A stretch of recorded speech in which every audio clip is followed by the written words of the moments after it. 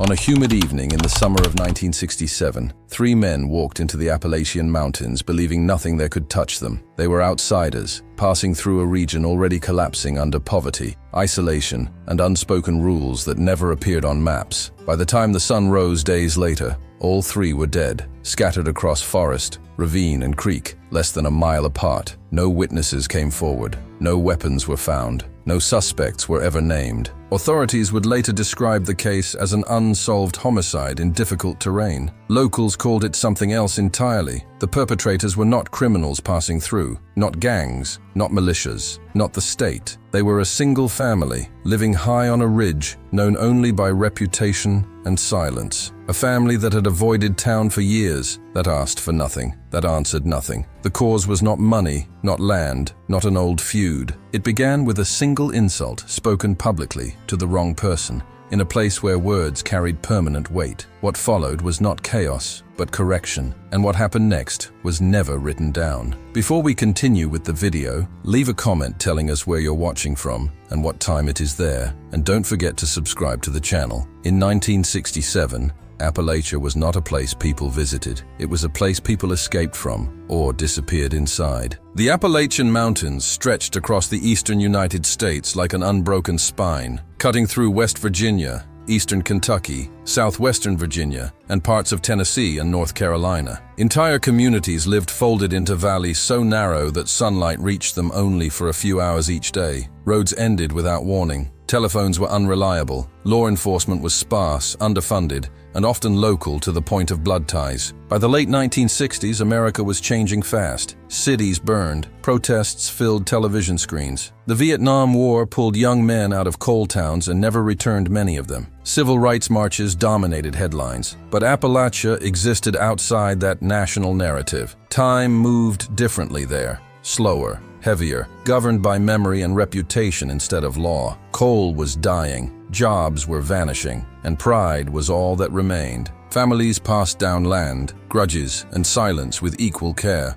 Outsiders were noticed immediately. Insults were not shrugged off. They were remembered. It was in this environment that the Holloway Ridge community existed, a scattering of homes pressed against the forest, reachable only by a gravel road that dissolved into mud every time it rained. No official maps marked it clearly. Locals referred to it simply as the Ridge, and on that ridge lived the Bell family. They were known before they were understood. The Bells were albino, a condition rare anywhere but nearly unheard of in isolated mountain communities where generations intermarried within the same valleys. Their skin was pale to the point of translucence, their hair white as ash, their eyes light-sensitive, often hidden behind hats or dark lenses even indoors. To outsiders, they looked unnatural. To locals, they were unsettling, not because of their appearance alone, but because of how little was known about them. The Bells did not attend church regularly. They rarely came into town. When they did, they spoke little and left quickly. They paid in cash. They never argued prices, and they never reacted when stared at. That lack of reaction was what unsettled people most. The family consisted of the father, Eli Bell, his two adult sons, Jacob and Samuel, and a younger daughter, Ruth. Their mother had died years earlier, officially listed as complications from pneumonia, though no one outside the Ridge had ever seen the death certificate. Eli Bell was a veteran of World War II, discharged early after an injury that locals whispered about but never described clearly. He worked briefly in the mines, then withdrew completely from public labor. The family survived through trapping, small-scale logging, and selling animal pelts through intermediaries who never stayed long. No one could remember a time when the Bells asked anyone for help. In Appalachian culture, that alone marked them as dangerous. By the summer of 1967, tensions across the region were rising. The coal strikes of the early decade had hardened relationships between families. Federal agents had begun appearing more frequently. Census takers, labor inspectors, social workers, all viewed with suspicion. Rumors spread quickly and hardened into fact within days. It was during this period that three men arrived in the county looking for work. They were not locals. That much was obvious immediately. They were seasonal laborers, white men in their 20s, traveling from county to county, picking up short-term logging and construction jobs. Their accents marked them as outsiders. Their confidence marked them as careless. They stayed at a roadside boarding house near the edge of town, drank openly, spoke loudly, asked questions no one answered. Within a week, they had heard about the Bell family. Stories traveled fast in Appalachia, especially stories about difference. The men heard fragments, albinos, strange eyes, a family that lived too far up the ridge, a place people avoided after dark. They laughed about it. On a humid afternoon in late July, the men encountered Ruth Bell in town. She was there alone, purchasing supplies. She wore long sleeves despite the heat. A wide-brimmed hat shaded her face. She kept her eyes down, paid quickly, turned to leave. One of the men spoke. What he said would later be described differently, depending on who was asked. Some said it was a joke. Others said it was cruel. One witness recalled the word ghost. Another remembered laughter that went on too long. What mattered was not the wording. What mattered was that the insult was public. In Appalachian culture, public humiliation was not an emotional injury. It was a social wound, and social wounds demanded correction. Ruth did not respond. She did not cry. She did not argue. She left. But silence did not mean forgiveness. That evening, the Bell family did not appear in town. The next day, neither did the men. By the third day, people began to notice. The boarding house keeper reported that the men's belongings were still in their room. Their truck remained parked behind the building. Meals went uneaten. No formal missing persons report was filed immediately. In 1967, Appalachia, grown men leaving without notice was not unusual. Work took people elsewhere. Disappearance was often temporary, but the ridge remained quiet, too quiet. Hunters passing near Bell property noticed fresh boot prints, not the Bells, but unfamiliar ones, leading into the forest and not back out. A logging crew reported hearing a single gunshot echo through the valley one night, then nothing else. By the time the county sheriff was notified, 4 days had passed. What he would eventually uncover would never be fully written into official records. Portions would be labeled accidental, others unexplained. Some would vanish entirely. But among the people who lived there, among those who understood the rules of the mountains, the story was already forming. A single insult, 3 men, and a family that did not forget. And the mountains, as always, were watching. By the 5th day, the absence of the 3 men could no longer be dismissed as coincidence. Their truck still sat behind the boarding house, its bed empty, its keys missing. A half-finished pack of cigarettes rested on the dashboard. Inside their rented room, clothes lay folded, boots lined up neatly against the wall. Nothing suggested a hurried departure. Nothing suggested a fight. In Appalachia, that kind of stillness was suspicious. The county sheriff, Harold McKenna, was a local man, born less than 20 miles from the ridge, elected more for his family name than his training. He had no forensic unit, no search helicopters, no dogs on call. His department consisted of 3 deputies, 2 radios, and a filing cabinet already full of unresolved disappearances stretching back decades. Officially, McKenna opened a missing persons inquiry. Unofficially, he already knew where the search would lead. The Bell family's name came up almost immediately, not because there was evidence, but because there never needed to be. The sheriff had known Eli Bell since he was a child. Everyone had. Eli had a reputation for discipline bordering on severity. He did not drink. He did not socialize. He raised his sons hard and early, teaching them to hunt before they could read properly. There had never been a recorded incident involving the Bells. But in Appalachia, absence of record often meant absence of witnesses, not absence of violence. McKenna waited one more day before organizing a search party. That delay would later be criticized quietly, never publicly. On the morning of the 7th day, a group of 12 men gathered near the edge of town. Deputies, volunteer firemen, 2 local hunters, and 1 state trooper sent more as a formality than support. No one was eager. Everyone understood that once you entered the ridge, you did so on the mountain's terms. The search began where logic demanded, the road leading up toward Bell property. Tracks were easy to find at first. The forest floor still bore the soft scars of recent rain. 3 distinct sets of boot prints led uphill, weaving between trees, occasionally stopping as if the men had paused to smoke or talk. They were following someone. That much became clear within the first mile. A single, lighter set of footprints moved ahead of them, barely visible,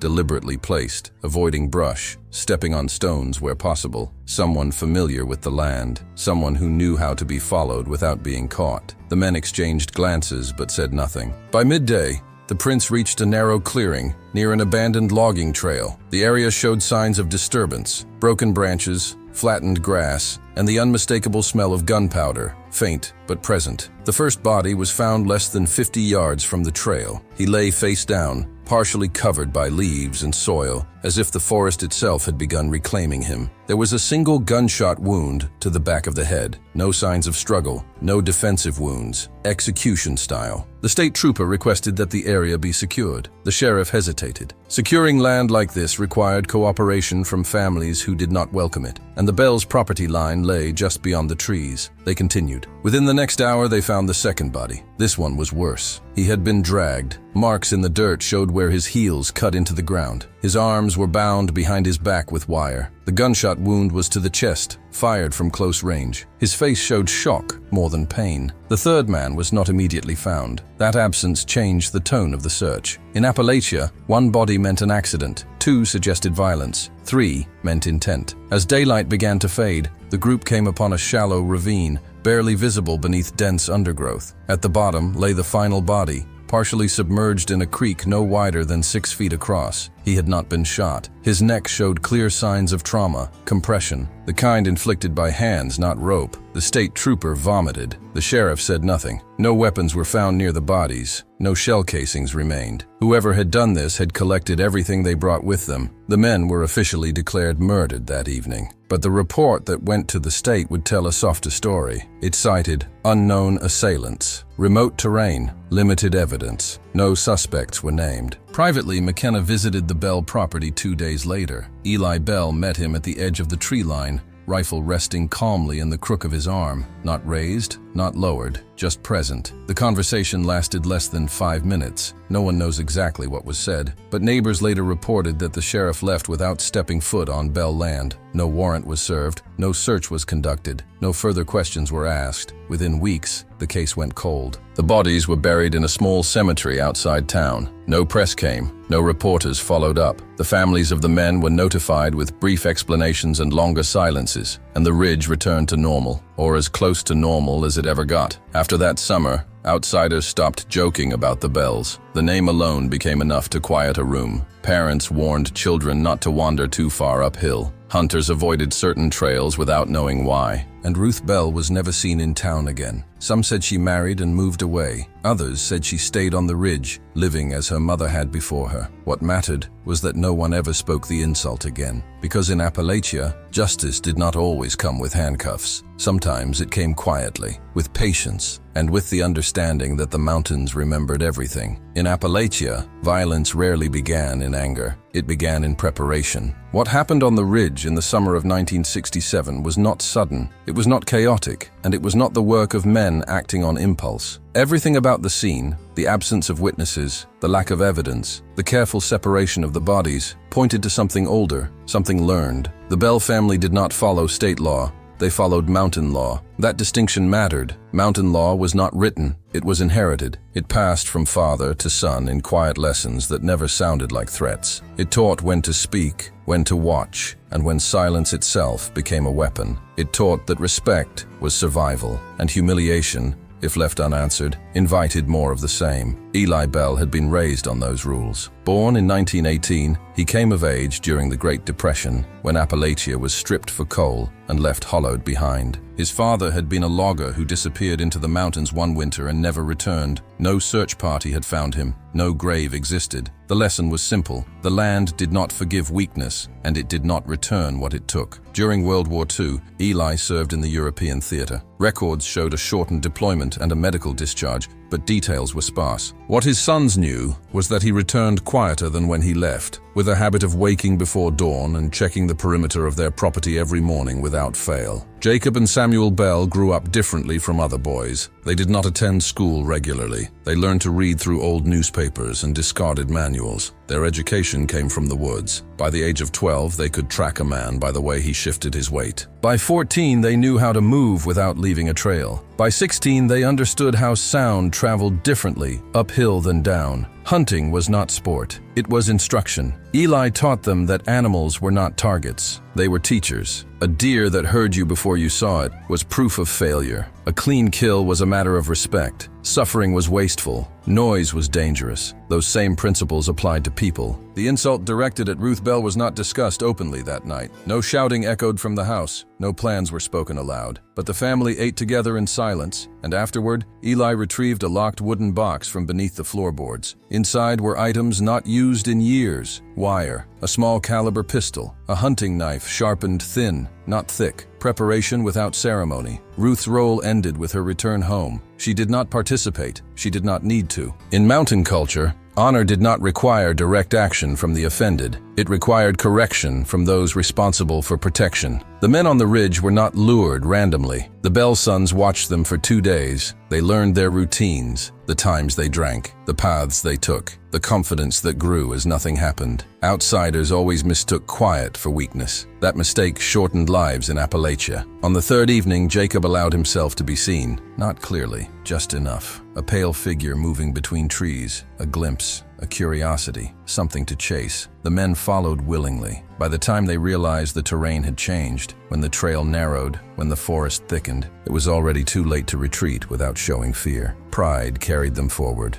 Pride always did. The separation happened first. One man lagged behind. He stopped to relieve himself. Samuel Bell was already there. The shot was close, controlled, placed where sound would be swallowed by the valley. The body was dragged and hidden quickly, not as concealment, but as delay. The remaining two heard nothing. They argued quietly about direction. That hesitation cost them. The second man was taken next, bound before he fully understood what was happening. Wire cut into skin, breath shortened. He was forced to walk. His death was slower, deliberate, a lesson written into muscle memory. The third ran. That was unexpected. Running created noise. Noise invited improvisation. The chase lasted less than 5 minutes. The ravine forced a choice: forward or down. He chose wrong. Samuel caught him first. Jacob followed. Hands replaced weapons. Silence returned. By the time dawn came, there were no tracks leading back to Bell Land. They had moved through water, over stone, against the slope. Mountain law completed its work. When the sheriff arrived days later, he recognized the signs immediately. Not of guilt, but of finality. This was not a crime that would unravel. It was a boundary that had been reinforced. Eli Bell never denied anything. He never confirmed it either. What he did say, according to one deputy present, was a single sentence spoken without emotion: "People get lost up here." The state accepted that explanation. By 1968, the Bell sons had faded further into the forest. Jacob would leave the ridge entirely within 5 years, moving north for work under a different name. Samuel remained,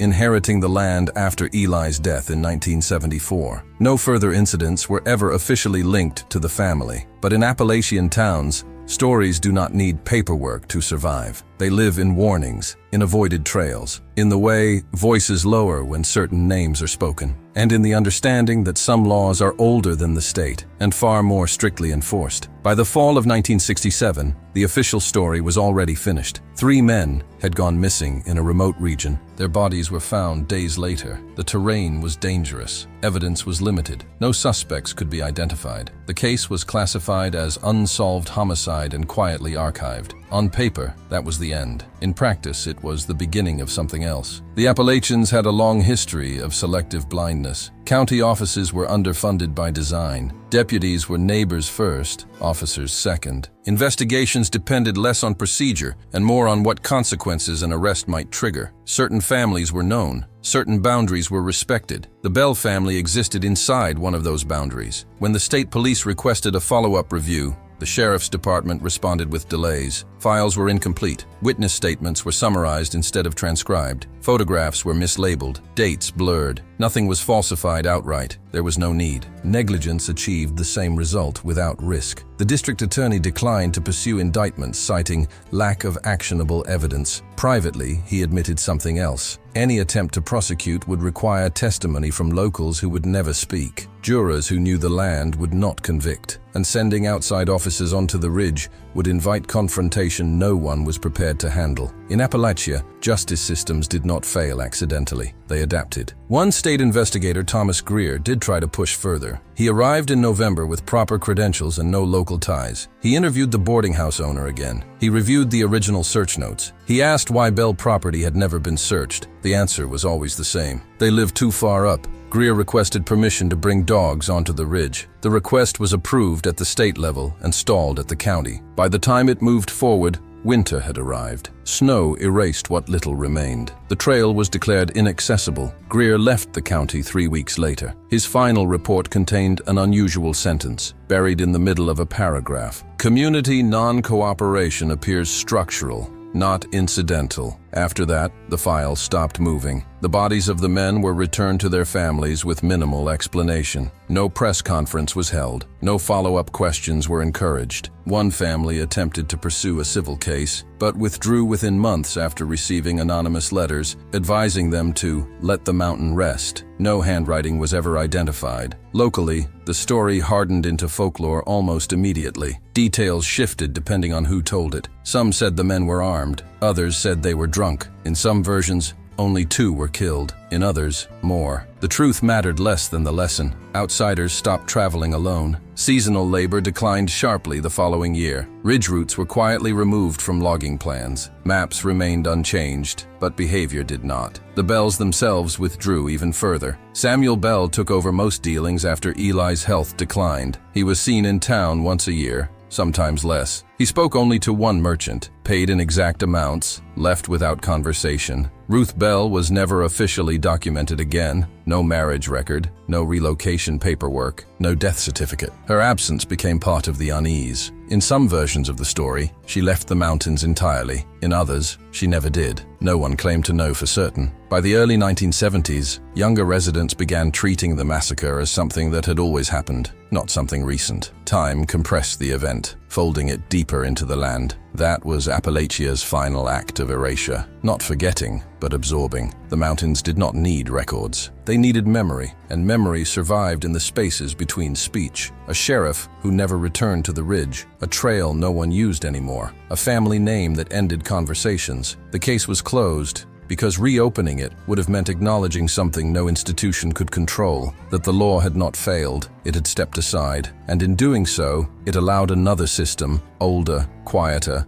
and far less forgiving, to do what it had always done. Violence in Appalachia did not end when blood dried. It lingered. By 1968, the county had changed in ways no report could quantify. Logging companies quietly adjusted their routes. Surveyors marked alternate paths without explanation. Seasonal workers were warned, sometimes politely, sometimes not, to stay closer to town. No signs were posted. None were needed. The ridge itself became the warning. Children who grew up after the massacre learned the rules without being told. They knew which hills were off limits, which creeks to avoid, which family names ended conversations. Curiosity was corrected early, often with a single phrase spoken by parents who refused to elaborate. "That's not for you." The Bell property remained intact. No one challenged the boundary markers. No one hunted there. Even trespassers who wandered unknowingly onto the lower edge of the land reported an immediate sense of being watched, a feeling so consistent it became part of the local mythology. Some swore they heard footsteps pacing them through the woods. Others claimed to glimpse pale figures standing motionless between trees at dawn or dusk. No one ever approached to confirm. Fear was more efficient than certainty. Samuel Bell aged into solitude. After Eli's death in 1974, Samuel became the last visible member of the family. He maintained the property alone, repairing fences, clearing paths, and preserving the routines his father had instilled. He never remarried, never hired help, never expanded the land. When asked, rarely, why he stayed so isolated, he gave the same answer each time. This is where things are settled. Jacob Bell's disappearance was quieter. County rumors suggested he left the mountains entirely, possibly under a different surname. Some claimed he worked in factories in Ohio. Others said he joined a private security firm in the Midwest. There were unconfirmed sightings decades later, but nothing that could be verified. What mattered was that he never returned. Ruth Bell remained the greatest uncertainty.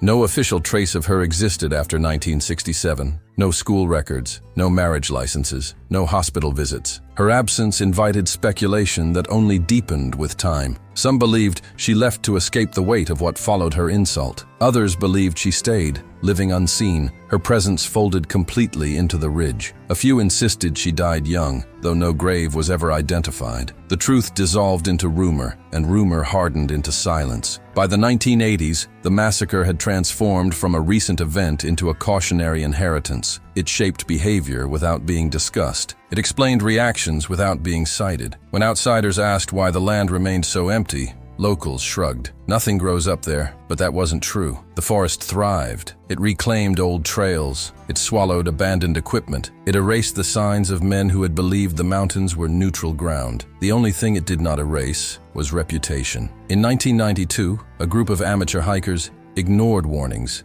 and attempted to camp near the ridge. They were found the next morning walking back toward town, exhausted, shaken, and unwilling to explain why they had left their supplies behind. They never tried again. Samuel Bell was last seen in town in 1998. He purchased salt, lamp oil, and ammunition, paid in cash, left without speaking. When a welfare check was attempted months later, the deputy stopped at the tree line and turned back. The house was later found empty. No signs of struggle, no signs of departure, no grave. By then, no one expected one. The Bell land remains undeveloped to this day. No company has successfully purchased it. No family has claimed it. Deeds exist, but enforcement does not. Maps still show the ridge. People simply move around it, because some places are not haunted by ghosts. They are haunted by consequences. And in Appalachia, consequences do not fade. They wait. By the time the new century arrived, the massacre no longer belonged to any living witness. It belonged to the land. Records still existed, sealed in county archives under neutral labels. 3 deaths, remote location, unknown perpetrators. But paper could not explain why certain roads were never widened, why property lines remained untouched, why some names still tightened voices even decades later. The Bell family faded completely from official existence. No birth records followed them forward. No death records closed the loop. Their absence became complete in the way only Appalachian silence could accomplish. Slow, thorough, unquestioned. And yet the story survived. It survived in pauses, in glances exchanged when outsiders asked too many questions, in the way older men measured words before answering. The mountains had absorbed the event the same way they absorbed everything else, without ceremony, without judgment. To the people who lived there, the massacre was never framed as evil or justice. It was framed as inevitability, a correction, a reminder that certain rules existed long before county lines and would remain long after them. By the early 2000s, younger residents began retelling the story with softened edges. 3 men became some men. The insult became trouble. The Bells became a family that didn't like outsiders. But the core never changed. Something had crossed a line, and the response had been final. No one ever found the weapons. No personal effects from the men were recovered beyond what was left behind in town. The forest offered no clues because it had never been asked to. Even modern technology avoided the ridge. Cell signals dropped. Survey drones lost orientation. Hunting apps marked the area as low data. Nothing malicious, just absence, as if the land itself had chosen not to be mapped. Occasionally, someone new would hear the story and dismiss it as folklore. Appalachia had no shortage of legends, moonshiners, feuds, vanishing miners, ghost lights in the hollows. But locals never corrected them. They let disbelief protect outsiders from curiosity, because curiosity had consequences. The Bell land still sits untouched. Trees grow where the house once stood. Stones mark old foundations, slowly sinking back into soil. The trail that led to the ravine has narrowed until it barely exists. No memorial marks the place where 3 men died. No marker honors the family that enforced the boundary. In Appalachia, memory does not need monuments. It needs restraint. And so the story ends the way it began, not with headlines, not with trials, not with answers, but with understanding. That in 1967, in a place where silence meant survival, 3 men learned too late that some insults did not fade. They echoed, and the mountains answered. Long after the last Bell disappeared, long after the ridge lost its house and gained more trees, the line remained. It was never drawn on a map. It was never marked by fence or sign, but everyone who lived nearby knew where it was. The line existed in behavior. Trucks slowed when they reached a certain bend in the road. Hunters checked the wind twice before choosing a trail. Children learned without explanation which hills were not meant for climbing. New residents were warned gently, then firmly, that some places were private in ways ownership papers could not explain. That line was older than the massacre of 1967, but the massacre reinforced it. In the decades that followed, Appalachia continued to empty out. Coal towns shrank, schools closed, families moved toward cities or disappeared into poverty statistics. The mountains remained, unchanged, patient. Occasionally, someone tried to revisit the story. A graduate student from a northern university requested access to county files in the late 1980s. He spent 3 days reviewing documents, taking notes, asking questions. On the 4th day, He packed his car early and left without explanation. His thesis proposal was quietly abandoned the following year. A documentary crew in the early 2000s attempted to film along the ridge. Their equipment malfunctioned repeatedly. Interviews were cancelled. One crew member claimed someone stood outside their motel room all night without knocking. They moved on to another project. Nothing overt happened. Nothing dramatic needed to. The story did not protect itself through violence anymore. It protected itself through discomfort. That was its final evolution. The massacre had never been about revenge in the way outsiders understood it. There was no celebration, no boasting, no trophies. The Bell family did not gain status. They gained isolation. And that isolation was both consequence and shield. Mountain law was not cruel. It was narrow. It existed to preserve boundaries, not morality. It did not weigh intentions. It corrected outcomes. When a line was crossed, the response was not anger, it was balance. That was the lesson passed down, even as the family itself vanished. By the time Samuel Bell disappeared, there was no one left to enforce the line directly. And yet the line did not move. It never does. Because lines like that are upheld collectively, by silence, by shared memory, by the quiet agreement that some things are not improved by explanation. The men who died in 1967 became names on stones far from the mountains. Their families aged, moved on, carried grief that never found clarity. Officially, justice was never served, but Appalachia did not measure justice the same way. To the people who lived there, justice was not a verdict. It was an outcome that prevented repetition, and repetition never came. No similar insult was ever reported. No confrontation like it occurred again. The ridge remained undisturbed. In that sense, the system worked exactly as it was designed to. Modern eyes struggle with that idea. It resists moral categorization. It does not fit into legal frameworks or ethical debates. It sits uncomfortably between right and wrong, where history often lives. That discomfort is part of the story's endurance, because the massacre was not an anomaly. It was a collision between outsiders who believed the world was neutral ground and a place that had never promised that. The mountains had always demanded awareness. Those who learned survived. Those who dismissed it did not. Today, the ridge appears peaceful. Sunlight filters through trees that did not exist in 1967. Birds nest where gunshots once echoed. The ravine runs clear, indifferent to what it once carried. Nature does not remember in human terms. People do, and they remember selectively. They remember enough to avoid repeating mistakes, not enough to explain them fully. That is how the story persists. Unfinished, unprovable, intact. A single insult, 3 men, a family that answered without spectacle, and a region that quietly agreed never to ask for more. Because some histories are not meant to be solved, they are meant to be respected.